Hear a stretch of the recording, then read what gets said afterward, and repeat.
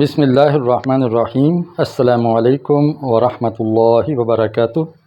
دورہ صرف و نحو میں خوش آمدید۔ آج ہم اسم تصغیر کا سبق پڑھیں گے۔ اسم تصغیر کیا ہے اور اس کے وزن، اوزان اور پیٹرن کتنے ہیں، نیز اس میں کچھ فوائد ہیں، نوٹس ہیں، ملاحظات ہیں، وہ کیا ہیں، یہ ساری چیزیں آج ہم سیکھیں گے انشاءاللہ۔ تو سب سے پہلے ہم لیتے ہیں کہ اسم تصغیر کیا ہے۔ تصغیر صاد، غین اور را اس کے حروف اصلی ہیں۔ صغار کا معنی ہوتا ہے چھوٹا ہونا، اصغر، صغرا آپ جانتے ہیں چھوٹائی، اور اس کا متضاد آتا ہے اکبر، کبرا، کبیر، کبر بڑائی ہونا، بڑا ہونا۔ مصغر کی تعریف ہم یوں کریں گے کہ اسم میں ایسی تبدیلی یا تغیر جو چھوٹائی کا معنی دے، چھوٹے پن کا مفہوم دے، تو اس کو اس میں تصغیر کہتے ہیں۔ جس لفظ میں تبدیلی کی جاتی ہے اس کو مکبر کہتے ہیں، اور تبدیلی کے بعد جو ایک وزن اور ایک شکل ملتی ہے اس کو مصغر کہتے ہیں۔ اس میں مصغر بنانے کے لیے 5 مشہور اوزان ہیں: فعیل، فعیلل، فعیلیل، فعیلال، فعیللل۔ یہ 5 اوزان ہیں جن پر اس میں تصغیر آتا ہے۔ اب ہم سیکھیں گے کہ کس وزن پر کس طرح کا اسم مصغر آتا ہے اور کس طرح کا نہیں آتا۔ فعیل کے وزن پر جو اسم آئے گا اس کے لیے ضروری ہے کہ وہ ثلاثی مجرد ہو، 3 حرفی ہو، جیسے رجل، عبد، طفل۔ رجل آدمی، عبد بندہ، طفل بچہ، تو یہ 3 حرفوں والے اسم ہیں۔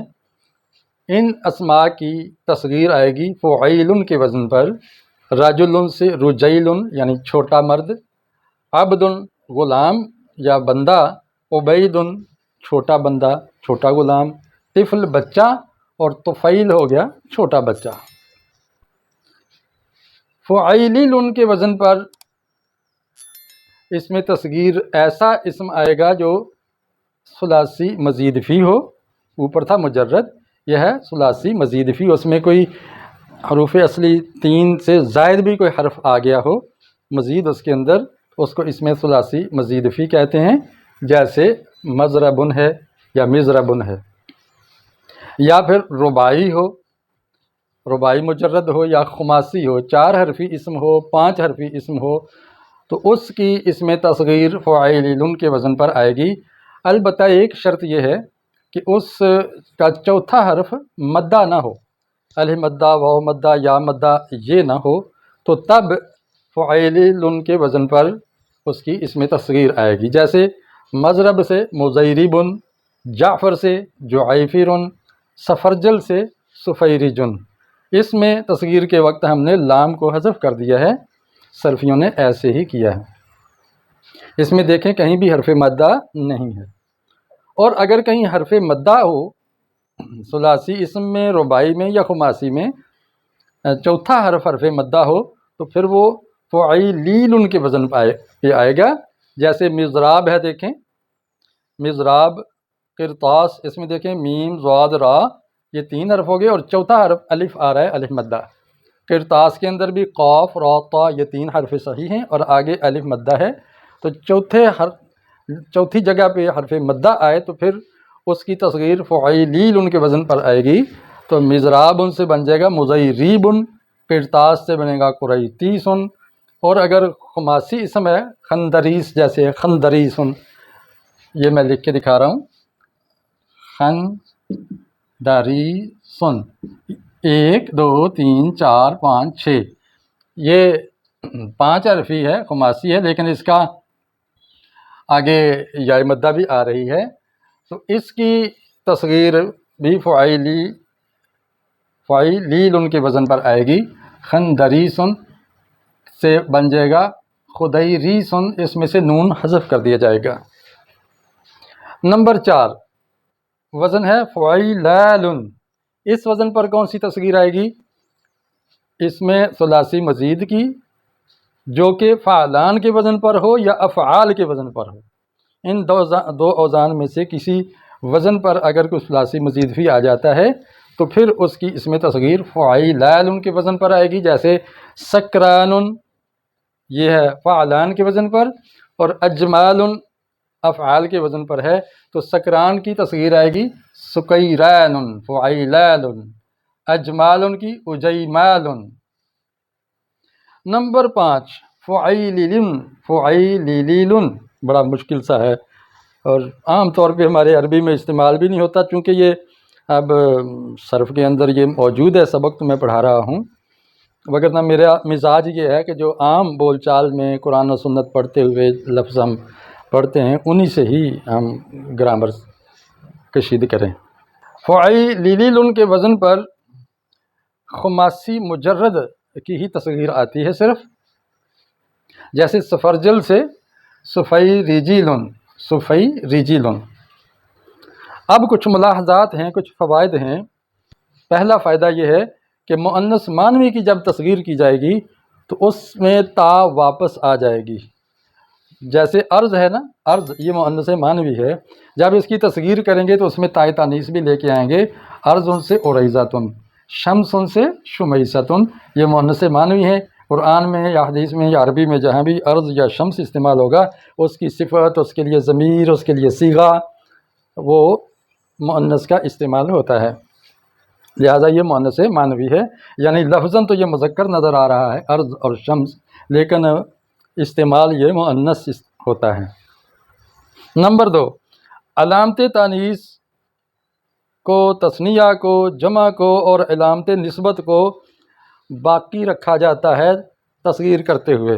مثلا طلحہ ہے، اس کے اندر یہ تا جو ہے یہ علامت تانیث ہے، لفظاً یہ مؤنث ہے، مذکر کے لیے استعمال ہوتا ہے طلحہ کا نام۔